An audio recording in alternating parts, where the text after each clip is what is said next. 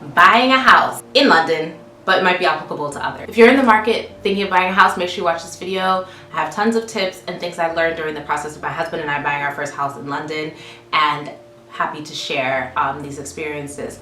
So make sure you keep watching.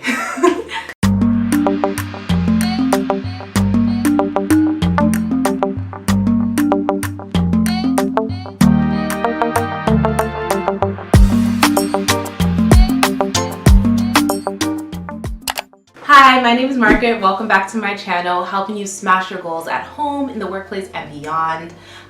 If this is your first time visiting my channel, welcome. And if you're a returning subscriber, please welcome back. My name is Margaret, aka Ahoufe, Maggie. Ahoufe means beautiful in the Ghanaian language of tree, and for me it stands for African confidence, feminine strength, and creativity and knowledge. So this personal brand is about sharing everything I've learned about functional fashion, motherhood and cooking, and motivation. And if you like that kind of content, please make sure you subscribe so you don't miss any future videos. But today we're going to be talking about something really functional, really practical, and it's about buying a house. So make sure you have pen and paper so we can take down some notes. I'll just share different things about the process that I learned about buying a house. So my husband and I bought a house in London, in central London, in 2020 during the global pandemic. It was not easy, and God was on our side, and we prayed, fasted, and tithed on this property, and by the grace of God, we got it. So I just wanted to share some things I learned in the process. If you like this video or you want future information, please comment and let me know. My mom is a real estate agent, and she has a wealth of knowledge because she's worked in the real estate industry for over 25 years in the United States, in Massachusetts. So she was more than willing to come on and answer any questions anyone might have. So I'll probably be doing a Q&A with her later. But anyways, going through this, let's just get right into it.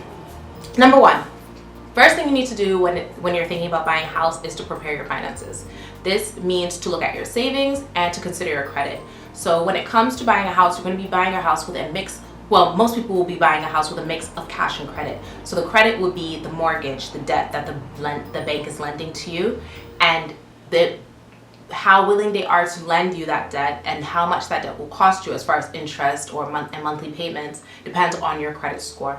So your credit score is basically a grade of how you handle credit, how you handle when someone lends you money, how well you pay it back, whether you pay on time, whether you pay in full, whether you default, miss payments. All of that factors into your credit score, as well as the age of your credit accounts, whether you've only had like a credit card for maybe 6 months versus having student loans for like 5 years.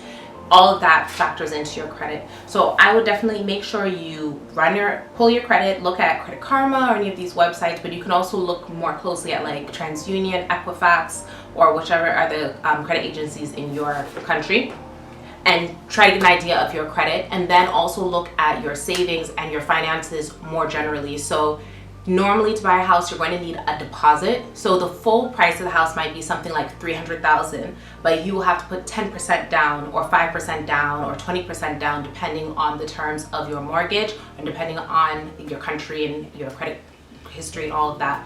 So for example, if you need to put 10% down on a $300,000 house, you're going to need $30,000 as a deposit. And that's not including closing costs, which are lawyers' fees and all kinds of other costs. So at least $30,000 you will need as the deposit, plus extra money on top for other fees, and then plus extra money on top for furnishing the house and stuff, and extra money on top for emergencies.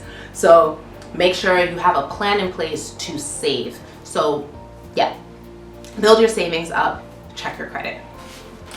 Next one I would say is to talk to a mortgage broker. You can speak to a mortgage broker or to a real estate agent who has good experience and connected to good mortgage brokers to get an idea of how much you can afford.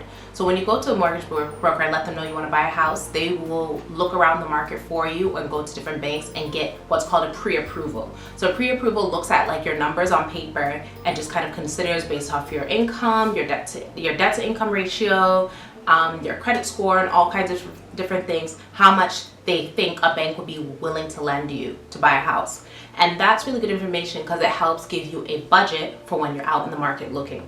So if you go to a mortgage broker and then they give you a pre-approval for maybe $250,000 as a loan, and you know that maybe you have $25,000 saved up as cash, now you know you can afford something in the ballpark of $275,000 or less. So now when you're out in the market looking at a house, you will be looking at houses within that price range, and you will realize that houses that are around $500,000 and stuff are a bit too expensive for you.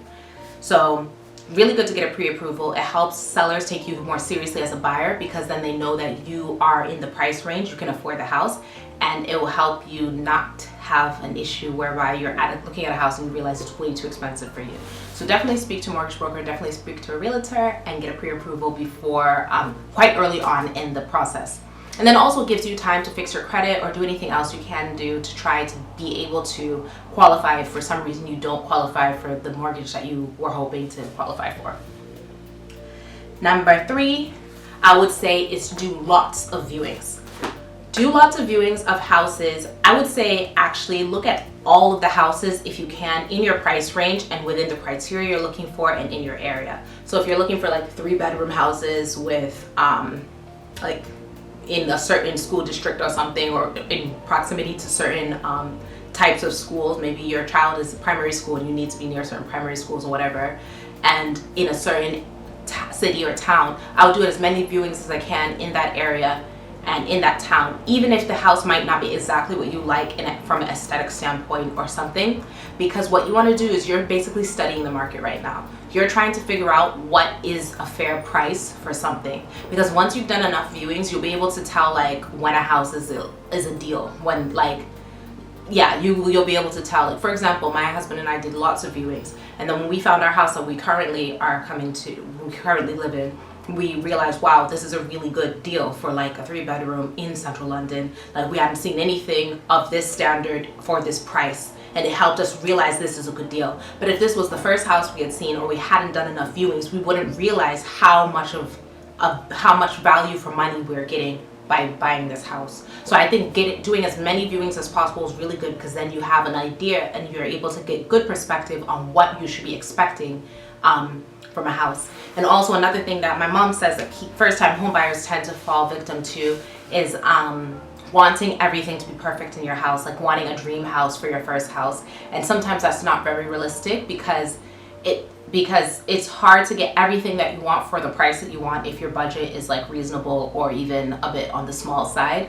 So sometimes you have to think about what are the deal breakers for you, and what things can you live with, and what things maybe can you DIY or like manage in another way.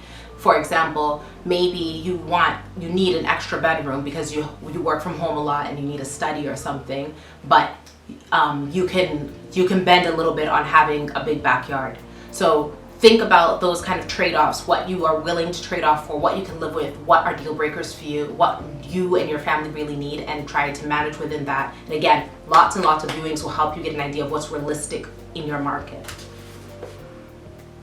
Going along with the next one, this point is to make relationships with agents. So in London, there aren't buyer's agents as such. In America, there's a seller's real estate agent, and then there's the buyer's real estate agent, and you have an agent that represents you, and then an agent that represents the sellers. In London, for example, for my UK viewers and my American curious viewers, there is no buyer's agent, it's just the seller's agent. So going on these viewings helps you make relationships with the seller's agents as well when you're in London, because you're just going directly yourself to these houses.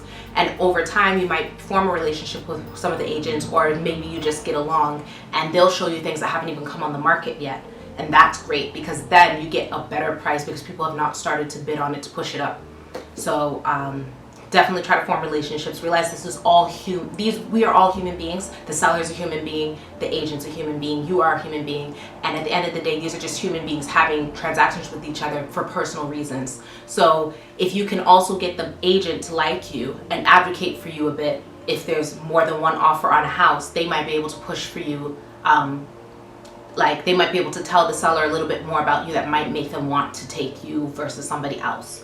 And it's not really fair, I guess, but this is human nature. So for example, if the agent really likes you and knows like you're a young family and you've been really looking for a while, and they say that to the seller, like, you have all of these offers, this person's offer is slightly lower than that person's offer, but you know, they're a young family, they have a little kid, I mean, it's just something for you to consider. He can say that to the seller, and it's up to the seller. They might just take the highest and best offer, but they might be willing to bend a little bit because they have a soft spot for, you know, young families and just want to give you a chance. So it's good to form relationships and try to remain human and polite and professional during the entire process.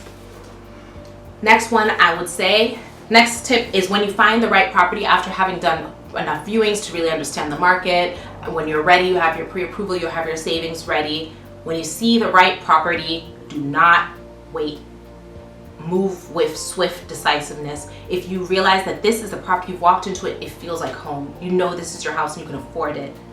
Go ahead and put in the offer. And put in the offer as soon as you can, because houses that are really, really hot on the market and good value for money do not last for long. And you don't want to be, you know, outbid just because you waited too long. So go ahead and put in your offer as soon as possible. Pray, tithe, wait, and if it's yours, it'll come to you. Next one, I would say, is to stay on top of the process. In London, in particular, the process can be really slow because solicitors and lawyers, of which I am part, but I'm not a real estate lawyer, can be really, really, really slow. And this is the worst part of the process in London in particular, because in London, if a house transaction takes longer, there's a higher chance that the deal could fall apart. So you want to really stay on top of the process. Anything that's in your court to send it as soon as possible. Same day, next day if you can. And just really try to stay on top of people, try to figure out who's supposed to be doing what at what time, manage deadlines. It's almost like managing a transaction or a deal yourself, like you're the deal manager. Try to stay on top of the process, try to realize who's going to be sending what at what time, and try to make sure that the process stays on track and stays on time. Stay in communication with the agents, stay in communication with the lawyers, and really stay in control of the process if you can. You might be a bit annoying to them, but at the end of the day, it's you who's trying to get the keys in your hands. So don't listen to anyone who's annoying you. This process needs to run smoothly, and just try to stay in communication with people. Another one I would say is to do the home buyer survey.